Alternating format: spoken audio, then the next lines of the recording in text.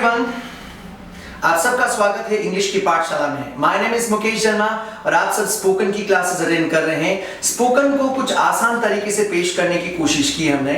School के traditional method से कुछ अलग हटकर हमने इन चीजों को एक स्क्रिप्ट अंदाज में पहले डिजाइन किया है, फिर आपके सामने रखा है। प्रीवियस क्लास में हम लोगों ने स्टार्ट किया था passive voice. Yes of course, passive voice school method से नहीं, जी किताबी मेथड से नहीं, हम लोगों ने उसको spoken method plus real life में जैसे हम लोग हिंदी में सेंटेंसेस यूज करते हैं, बस उसी तरीके पर हमने इंग्लिश में पैसिव वॉइस को एक्सप्लेन किया था। इट मे बी पॉसिबल कि आप में से कुछ स्टूडेंट्स शायद आज पहली बार इंटरेक्ट हुए हो। मैं पिछली बार मैंने पिक किया था present continuous tense. Today I am going to pick present perfect tense.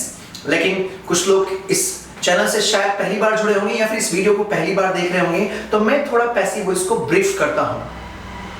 Friends, school में पैसिव हमने कैसे पढ़ा था? बल्कि पैसिव पढ़ा ही नहीं था, हमने ट्रांसलेशन किया था एक्टिव से पैसिव। बल्कि हिंदी के अंदर भी हमने, अगर आप ठीक से गौर करके देखेंगे, हमने पढ़ा ही नहीं था पैसिव वॉइस। हमारी मन मर्जी के मुताबिक जो मुंह में आता हम लोग बोल देते हैं।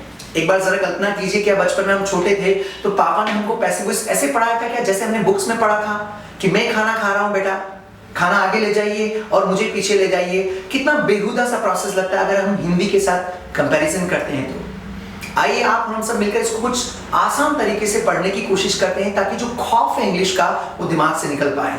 सबसे पहले इंग्लिश में नहीं, मैं हिंदी में आपको पैसिव समझाता हूं। आप हिंदी में थोड़ा कल्पना कीजिएगा कि हम सेंटेंसेस के अंदर काम करने वाले के नाम, जी डूअर्स, उसका नाम स्टार्टिंग में यूज करते हैं। सपोज मैं पढ़ा रहा हूं तो पढ़ाने का जो काम है वो मैं कर रहा हूं। इस सेंटेंस में काम करने वाले का नाम ले रखा है। और याद रखिएगा, हिंदी के अंदर किसी भी सेंटेंस में काम करने वाले का नाम ले रखा है, इट मींस ये एक्टिव वॉइस है। मम्मी खाना बना रही, ये एक्टिव वॉइस है क्योंकि खाना बनाने वाले का नाम ले रखा है। काम करने वाला अगर है अवेलेबल, नाम ले रखा है, ये काम वो कर रहा है, वो कर रही है, सेंटेंस एक्टिव वॉइस है। ऐसा हमने पिछली बार पढ़ा था।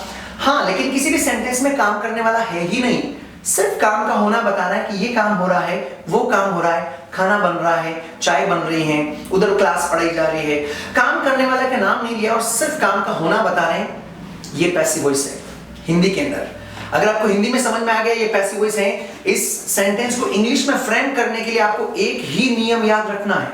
जी, हर टेंस के लिए अलग नियम याद रखने की आवश्यकता नहीं है। और वो नियम क्या है? पिछली बार भी बताया था, वापस बता रहा हूं। ऊपर लिखा हुआ है बी एक्शन थर्ड फॉर्म। जो लोग पहली बार जुड़े हैं, मैं लिख के बताता हूं कि पैसिव वॉइस आज हम पढ़ने जा रहे हैं प्रेजेंट परफेक्ट टेंस। हिंदी में अगर आपको समझ में आ गया कि ये सेंटेंस पैसिव वॉइस का, उसको इंग्लिश में फ्रेम करने के लिए एक ही नियम है और वो नियम आप याद रखिएगा, बी एक्शन थर्ड फॉर्म। जी, बी और एक्शन की थर्ड फॉर्म से हम उसको इंग्लिश में फ्रेम करेंगे। तो आप गौर फरमाइएगा। पिछली बार एग्जांपल्स दिए थे कि मेरा सर्वेंट, मेरा नौकर उस कमरे को पेंट कर रहा है। इस सेंटेंस में हमने काम करने वाले का नाम ले रखा है तो सेंटेंस एक्टिव वॉइस है। लेकिन हम कभी-कभी ऐसा भी तो बोलते हैं कि उधर मत जाया, वो कमरा पेंट हो रहा है। ऑफ कोर्स ये पैसिव वॉइस है। वो कमरा पेंट हो रहा है, ये पैसिव वॉइस है। आपको हिंदी में अगर समझ में आ गया है, इंग्लिश में फ्रेम करने के लिए आप इसका प्रयोग करें, बी एक्शन थर्ड फॉर्म। वो कमरा पेंट हो रहा है, इंपॉर्टेंस किसको दी उस कमरे को, ये पिछली बार हमने पढ़ लिया था। उसको बोलेंगे दैट रूम, उसके आगे इज लगेगा, फिर बी एक्शन थर्ड फॉर्म लगाइए, बी पेंटेड।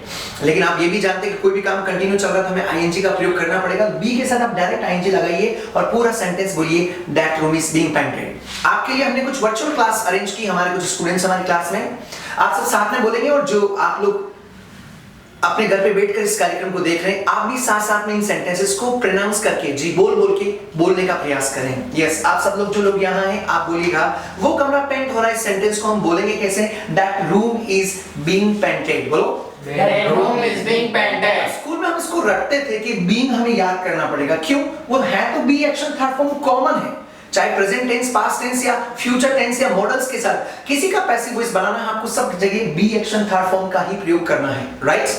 ये टेंस प्रेजेंट कंटीन्यूअस पिछली बार हमने पढ़ा था, आज हम पढ़ रहे हैं प्रेजेंट परफेक्ट टेंस। ध्यान से देखिएगा, मैंने कुछ बने बनाए सेंटेंस आपके सामने रखे हैं, लेकिन उससे पहले हिंदी में मैं आपको एक्सप्लेन करता हूं, सुनिएगा। प्रेजेंट परफेक्ट टेंस आप जानते हैं कि कोई भी काम चलते चलते खत्म हो जाता है, उसको बताने के लिए हम लोग है और उसके साथ एक्शन थर्ड फॉर्म का प्रयोग करते हैं। प्रीवियस क्लासेस में हमने पढ़ा था और आप भी जो व्यूअर्स घर पे देख रहे हैं, प्रीवियस क्लासेस में आप जाके देख सकते हैं present perfect tense. For example, मैं खाना खा रहा हूं और जैसे खाना खाते खाते काम फिनिश हो जाता है, मैंने खाना खा लिया है, मैं नहा रहा हूं, मैं नहा लिया हूं, कोई भी काम समाप्त हो गया, उसको बताने के लिए हम हैव और उसके साथ एक्शन थर्ड फॉर्म का प्रयोग करते हैं। You remember? Reply me. अब कुछ एक्टिव सेंटेंसेस थे। सपोज मैं कह रहा हूं मैंने एक नई किताब लिखी हो, वो नई किताब मैंने पब्लिश कर दी है। सेंटेंस एक्टिव है या पैसिव? एक्टिव। क्यों? क्योंकि काम करने वाले का नाम ले रखा कि मैंने नई किताब पब्लिश कर दी है। स्वाभाविक ही सेंटेंस एक्टिव वॉइस है। काम करने वाले का नाम ले रखा है कि मैंने नई किताब पब्लिश कर दी है। इंग्लिश में भी बनाना तो I have published new book. अब स्पोकन अलग है, स्कूल में हम इसको अलग ढंग से पढ़ते थे। I have published new book. New book आप आगे ले जाइए, आई का ऑब्जेक्टिव केस बना के पीछे ले जाइए, वो थोड़ा लेंथी प्रोसेस है। मैं आपको हिंदी में समझाता हूं। मैंने नई किताब पब्लिश कर दी, एक्टिव वॉइस। न्यू बुक, नई किताब पब्लिश हो चुकी है, ये सेंटेंस क्या है? क्यों? क्योंकि काम करने वाले का नाम नहीं लिया। तो आप लोग भी इसको गौर से सोचिएगा। मैंने नई किताब पब्लिश कर दी है, उसने कर दी है, काम करने वाले का नाम ले रखा, तो हिंदी में एक्टिव वॉइस है। जी, नई किताब पब्लिश हो चुकी है, सेंटेंस पैसिव वॉइस है। और हाँ, इसको इंग्लिश में बनाने के लिए आप किसका प्रयोग करोगे? B action third form. बस ये एक ही नियम याद रखना सारे टाइप के टेंस के लिए। यस, मैं कह रहा हूं नई किताब पब्लिश हो चुकी है, पैसिव वॉइस से आप बी एक्शन थर्ड फॉर्म का प्रयोग करके सेंटेंस बनाएंगे। नई किताब पब्लिश हो चुकी है, हिंदी में समझ में आ गया ये पैसिव वॉइस है। इंग्लिश में बनाने के लिए नई किताब को हम बोलेंगे न्यू बुक, और सिंगुलर इसलिए हेल्पिंग वर्ब हैज का प्रयोग करेंगे। नई किताब पब्लिश हो चुकी है, पैसिव वॉइस से तो बी एक्शन थर्ड फॉर्म उठा के हमने यहां रख दिया, new book has been published. अब इसके पीछे भी थोड़ी हिस्ट्री है, थ्योरी है।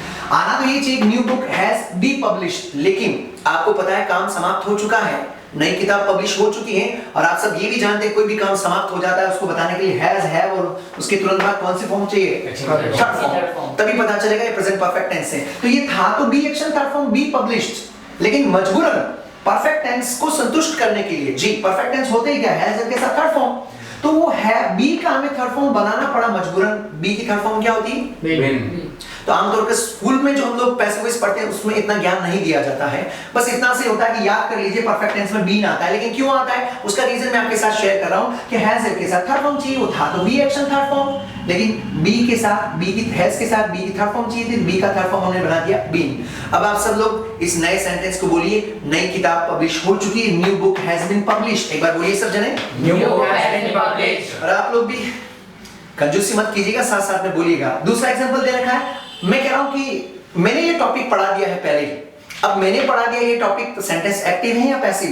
एक्टिव। मैंने पढ़ा दिया, काम करने वाले का नाम ले रखा, of course sentence active voice है। लेकिन अगर ऐसे बोलना है कि सर ये टॉपिक तो पढ़ाया जा चुका है, सेंटेंस एक्टिव या पैसिव? पहले आप हिंदी में डिटेक्ट कीजिए, ये टॉपिक पढ़ाया जा चुका है, एक्टिव या पैसिव? क्यों? क्योंकि काम करने वाले का नाम नहीं लिया है। हिंदी में समझ में आ गया कि ये सेंटेंस पैसिव वॉइस, उसको बनाने के लिए बी एक्शन थर्ड फॉर्म का प्रयोग करेंगे, राइट?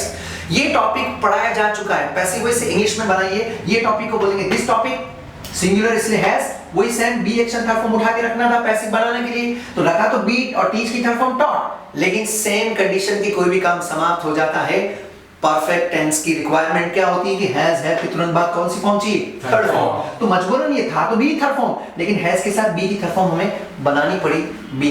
पूरा सेंटेंस बोलिए, ये टॉपिक पढ़ाया जा चुका है, this topic has been taught. This topic has been taught. और भी कई सारे एग्जांपल हैं, घर में अक्सर यूज करते हैं। एक तो मम्मी बोलती है, आप हम मम्मी हमें बुलाती हैं, चल बेटा मैंने खाना बना लिया, चलो खाना खा लीजिए, ये भी बोलते हैं। लेकिन कभी कभी ये भी तो बोलती है मम्मी, अरे आओ खाना बन चुका है। एक तो खाना बन चुका है, दूसरा खाना बन गया है, दोनों में ही काम करने वाले का नाम नहीं लिया है, ये सेंटेंस पैसिव वॉइस है। खाना बन चुका है, खाना सिंगुलर है, फूड, फूड के साथ has, be action third form उठा के रखा, बी का third form been, food has been prepared. बोलिए फूड हैज बीन प्रिपेयर्ड। खाना बन चुका, खाना बनाया जा चुका है, राइट? या खाना बन गया है, ये सब हिंदी में है। हमारे पास कई सारे अल्टरनेट है, इंग्लिश में एक ही अल्टरनेट है।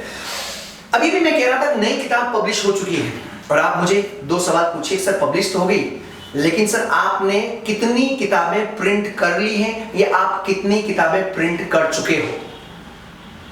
अगर आप ऐसे पूछ रहे हो आप कितनी किताबें प्रिंट कर चुके हो, तो हिंदी में ये क्या है? एक्टिव, क्योंकि आप मुझसे पूछ रहे हो आप कितनी किताबें प्रिंट कर चुके हो। दूसरा सेंटेंस, सर वैसे अभी तक कितनी किताबें प्रिंट हो चुकी हैं? अगर इस तरीके से पूछना है कितनी किताबें प्रिंट हो चुकी हैं, तो किसी व्यक्ति विशेष से नहीं पूछ रहे हो, काम का होना पूछ रहे हो, यहाँ पे काम करने वाला अवेलेबल नहीं, उसके बारे में पूछ नहीं रहे हो। तो ये पैसिव वॉइस से कितनी किताबें प्रिंट हो चुकी, बोलिए how many books How many books plural with has की जगह क्या यूज किया हमने? have? और वही be action third form be printed था, लेकिन हैव के साथ कौन सी फॉर्म चाहिए? Third form. इसलिए बी का थर्ड फॉर्म क्या होता है? Will. बी। आप ये ध्यान रखिएगा। यस, बोलिए। How many books have been printed? How many books have been printed? इसका अर्थ है सर कितनी किताबें प्रिंट हो चुकी है, कितनी किताबें प्रिंट की जा चुकी है। नेक्स्ट एग्जांपल हम बोलते हैं ना, अच्छा कुछ जब प्रोनाउन के ऊपर पैसे यूज करते हैं तो कई सारे स्टूडेंट्स कंफ्यूज हो जाते हैं। जैसे वो मेरी सिस्टर का यहाँ से ट्रांसफर हो गया है, ट्रांसफर करने वाले का नाम नहीं लिया है, तो ये पैसिव वॉइस है, आप याद रखिएगा। ओके, अगर मैं कह रहा हूं कि उसके बॉस ने उसका ट्रांसफर कर दिया तो ये सेंटेंस क्या है? Active voice. काम करने वाले का नाम ले रखा है, एक्टिव वॉइस। लेकिन ऐसे बोलना उसका यहाँ से ट्रांसफर हो गया है या उसका यहाँ से ट्रांसफर कर दिया गया है, दोनों में ही काम करने वाले का नाम नहीं लिया है, इसलिए ये क्या है?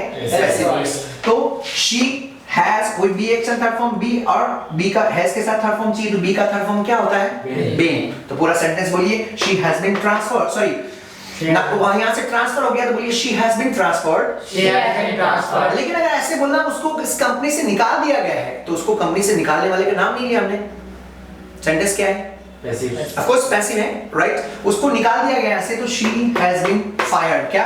She has been fired. Transfer का एग्जांपल नीचे है, उन सब का यहाँ से ट्रांसफर कर दिया है, करने वाले का नाम नहीं लिया किसने? अगर ऐसे कहना कि बॉस ने उनका ट्रांसफर कर दिया तो काम करने वाले का नाम ले रखा, मतलब सेंटेंस क्या है? Active. Of course active voice. लेकिन ऐसे बोलना है कि उन सब का यहाँ से ट्रांसफर हो गया है या फिर उनको यहाँ से ट्रांसफर कर दिया गया है, काम करने वाले का नाम नहीं लिया, पैसिव वॉइस से। अच्छा, कुछ लोग इसको देख के भी कंफ्यूज हो जाते हैं, यार ही शी यूज कर रखा है, शी यूज किया था, ये तो एक्टिव वॉइस है, ये काम नहीं कर रहे हैं, इन्होंने काम नहीं किया, काम करने वाले का तो नाम नहीं लिया है, इनका तो ट्रांसफर हो गया है। किसने किया काम? ट्रांसफर किसने किया उसका नाम ही लिया, दे हैव बीन ट्रांसफर्ड। बोलिए, They have been transferred. ये इजी तरीके से सबसे पहले हमने हिंदी में रिसर्च किया एक्टिव पैसिव, उसके बाद इंग्लिश में डायरेक्ट कोई ट्रांसलेशन मेथड अप्लाई नहीं किया कि हम एक्टिव से पैसिव ट्रांसलेट करेंगे, क्योंकि आप खुद सोचिए अगर एक्टिव से पैसिव ट्रांसलेट करेंगे तो सबसे पहले एक्टिव बनाना पड़ेगा, फिर ऑब्जेक्ट रिप्लेस सब्जेक्ट से करना पड़ेगा, सब्जेक्ट ऑब्जेक्ट, इतना सोचने में तो टाइम निकल जाएगा, स्पोकन में इतना टाइम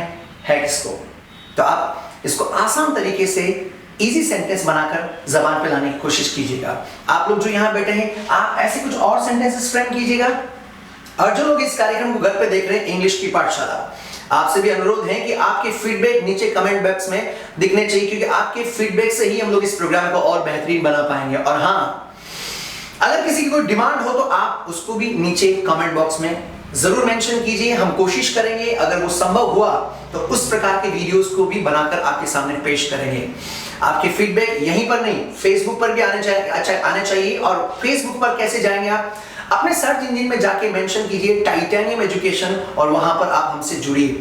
आज के लिए इतना ही काफी है, मुलाकात करते हैं अगली क्लास में, तब तक के लिए आप कह सकते हो मिलते हैं हम लोग अगली क्लास में। सी यू इन नेक्स्ट क्लास। एक बार बोलिए, See you in next class. आपसे भी मुलाकात करते हैं अगली क्लास में, तब तक आप ख्याल रखिए, सीखते रहिए और सेंटेंसेस बनाते रहिए। Thank you.